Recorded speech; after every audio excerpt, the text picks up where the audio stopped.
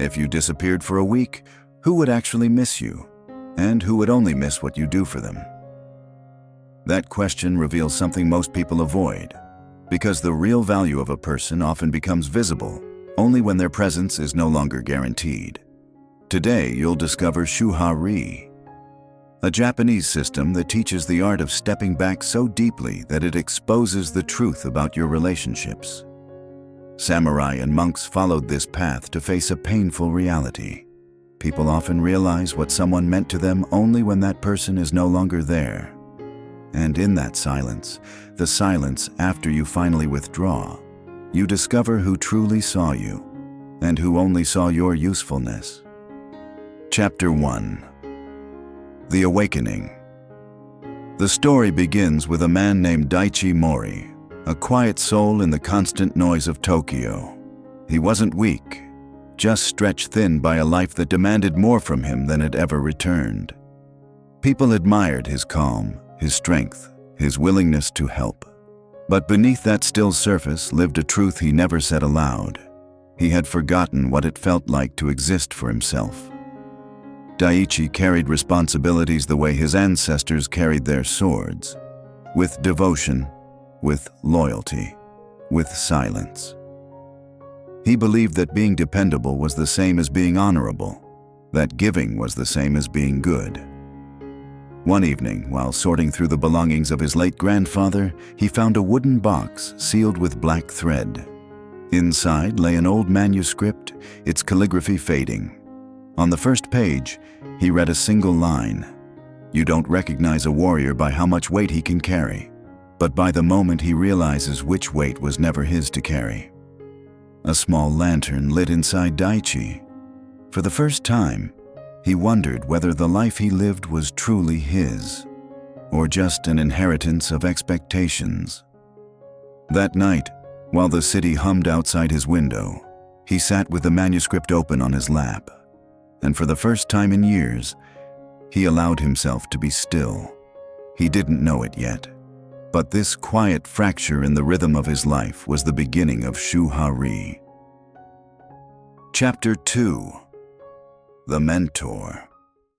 The feeling wouldn't leave him, so Daichi traveled to the mountains of Nagano, where his grandfather once trained in a small wooden dojo hidden between cedar trees. Snow rested on the roof, wind whispered through the bamboo, and in front of the dojo stood an elderly man sweeping the stone path. "You must be Daichi," he said, without turning. Daichi hesitated. "How did you know I'd come?" "Because those who carry too much," the man replied, "always return to the place where their ancestors set their burdens down." His name was Master Yori, once a student of Daichi's grandfather. Inside the dojo, he placed the manuscript between them and studied Daichi quietly, long enough to see the exhaustion he hadn't spoken. "You didn't come here for answers," Yori said softly. "You came because your silence finally became too loud." Then he whispered the words that would change Daichi's life. "For 7 days, you will respond to nothing immediately. No messages, no requests, not even your own impulses. A warrior's first discipline," Yori said, "is the discipline of interruption, choosing the moment instead of being chosen by it." And Daichi's training began. Chapter 3. Shu. Stillness. The first days felt strangely heavy, not because he was doing more, but because he was finally doing less. Shu demanded one thing: do not react immediately, to people, to impulses, to the noise of your own mind. For someone who had spent his whole life being reliable, this wasn't silence. It was warfare. On the second morning, his phone buzzed inside his bag. A coworker, a request, a familiar pull. His hand moved automatically, but before he touched the phone, Yori said quietly, "There, that moment, that is the weight you were never meant to carry." The urge to reply felt physical, a tightening in his chest, a heat in his palms. Psychologists call this automatic compliance, a reflex where the nervous system obeys before the mind chooses. Shu interrupts this. Daiichi let the phone ring. He inhaled, exhaled. The world did not collapse. A quiet victory. When you delay your reaction, Yori said, the world shows you who relied on your obedience and who honored your humanity. Shu wasn't about holding back. It was about reclaiming the moment between stimulus and response, the moment where change begins. And in that small reclaimed space, Daiichi felt something he had forgotten. Choice. Chapter 4. Ha! Breaking the pattern. Ha began with a sentence Daiichi had never spoken. I won't be available today. A colleague had asked him to cover an extra shift, a request he had accepted countless times. His fingers typed, "Sure, no problem." Then he heard Yori's voice. "Is this yours to carry?" Daiichi deleted the message. He sent the truth instead. The reply came instantly. "Seriously? Since when do you say no? We're counting on you." Guilt hit him sharply, but beneath it rose something new. Self-respect. Ha is the breaking of the pattern, Yori said that evening. Not to rebel, but to free yourself from the version of you the world memorized. Psychologists call this role rupture, the moment you stop performing the identity others depend on. Some people pulled away. They weren't attached to him, only to the convenience he provided. Others moved closer because his honesty gave them permission to be honest too. That night, Daiichi felt the weight of an old chain and the quiet sound of it beginning to crack. Chapter 5. Ri. Transcendence. Ri didn't begin with a grand moment, but with a small one. During the evening rush at Tokyo Station, someone bumped into him. The old Daiichi would have apologized instantly.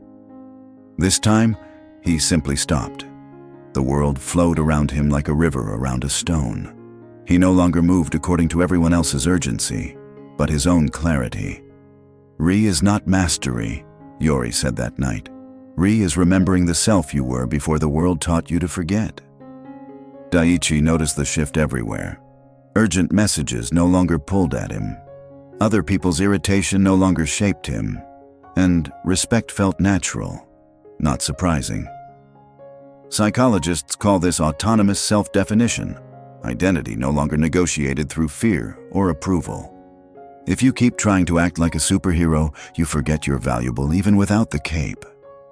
Ri is taking off the cape and realizing you were never defined by it. Shu had given him stillness. Ha had given him choice. Ri returned him to himself.